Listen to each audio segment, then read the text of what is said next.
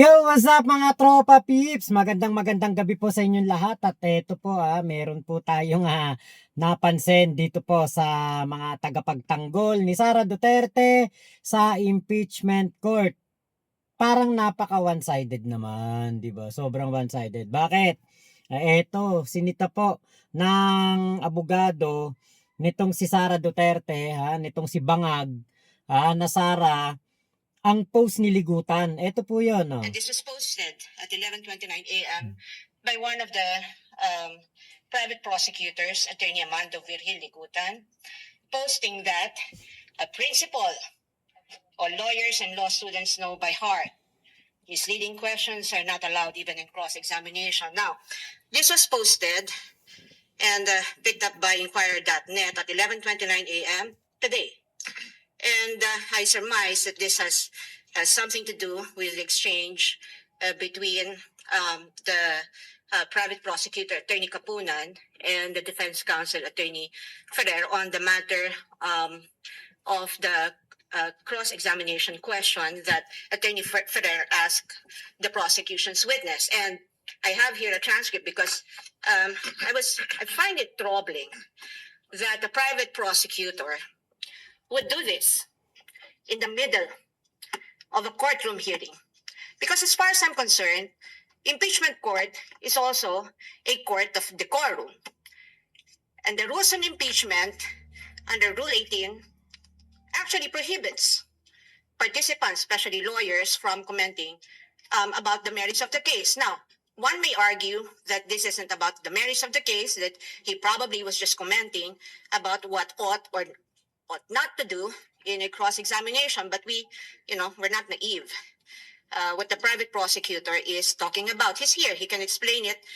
He can explain himself if the presiding officer so desires. But I really just find it in bad taste to do this at this time.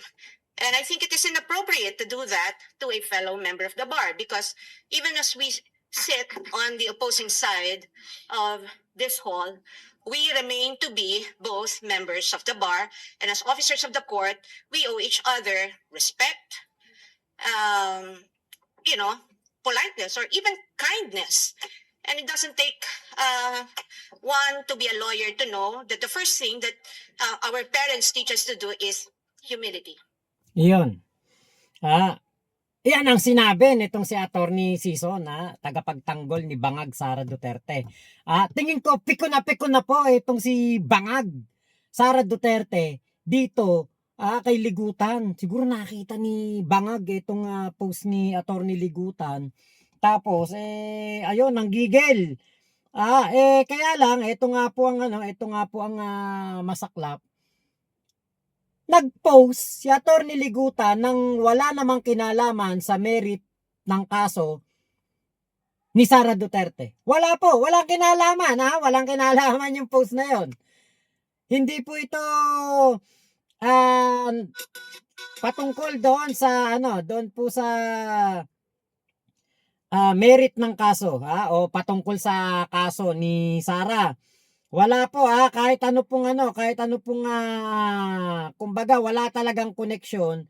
Pero eto nga po yung masaklap.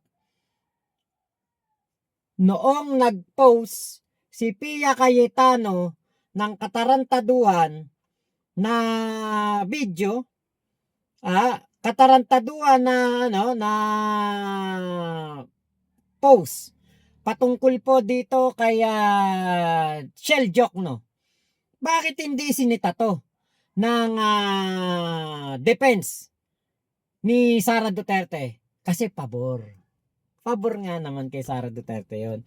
Ito yung post ni Attorney Ligutan sabi po dito, a principal, all lawyers and law students know by heart misleading questions are not allowed even on cross-examination, which is wala pong nabanggit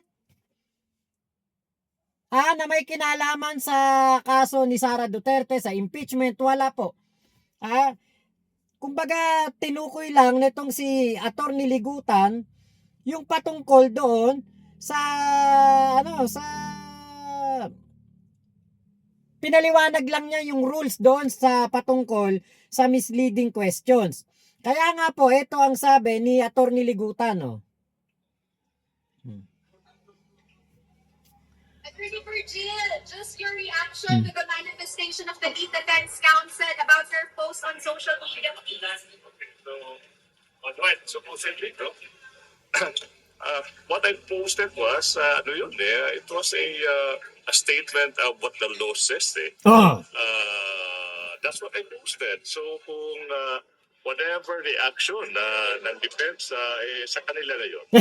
I just don't think na just because nagpa-participate tayo sa trial, walang prohibition kung ano man in stating without adding anything to what the law or the rules are saying. Ulitin ko po, no? Klaro po sa rules of court na yung misleading questions hindi po allowed. Yung. So kung makikita nyo sa four corners ng post ko, no? Wala doon. It doesn't add anything other than ano yung nakasulat sa rules of court natin. Do you agree with the Defense Counsel's position na yung pagkakasabi ng it is allowed was not allegedly referring to Okay. the misleading statement? That's the time that I will not comment to that.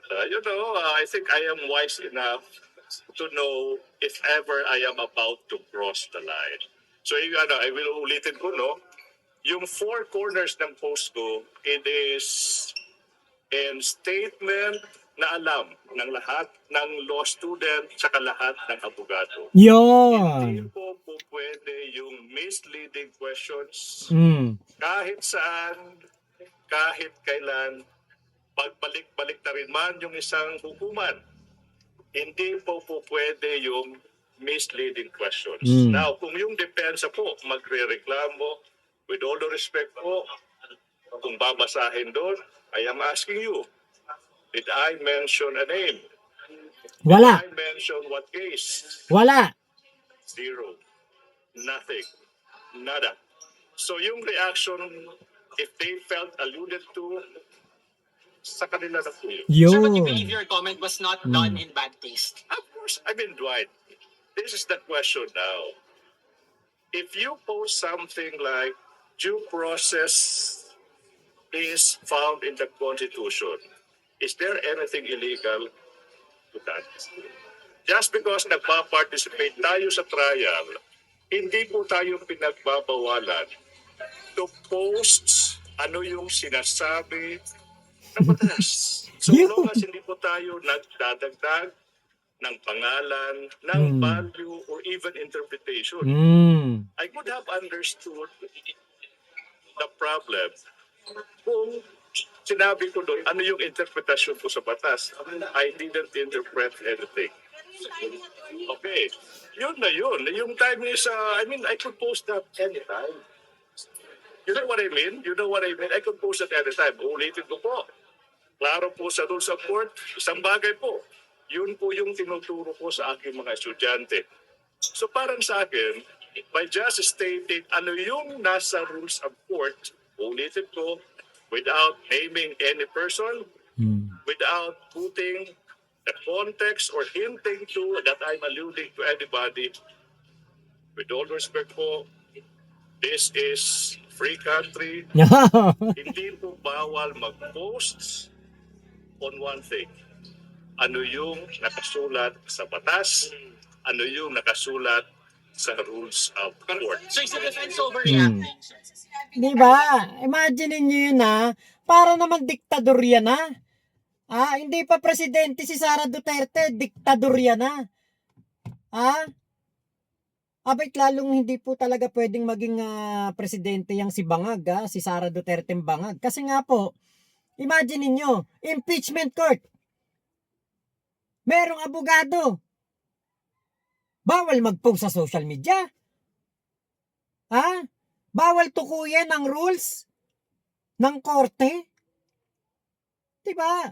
Samantalang yung nag-post itong si Pia Cayetano ng sobrang splice na video na pinagmukhang masama ang mga sinasabi o hindi po kumbaga mali yung information na binibitawan doon sa splice video nitong si Shell Jokno, na parang ang dating wala palang ebidensya, wala palang kaso, namimingwit lang etong si Shell Jokno. Aba, hindi po pwedeng questionin yan. 'Di ba? Dapat kinwestiyon din yan nitong kampo ni Sara Duterte.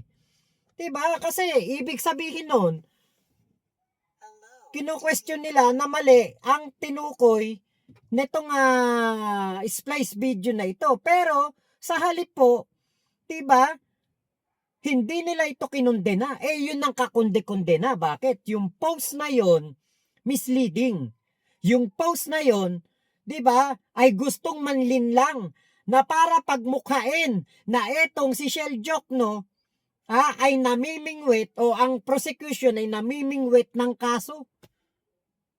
Fishing expedition. 'Di ba?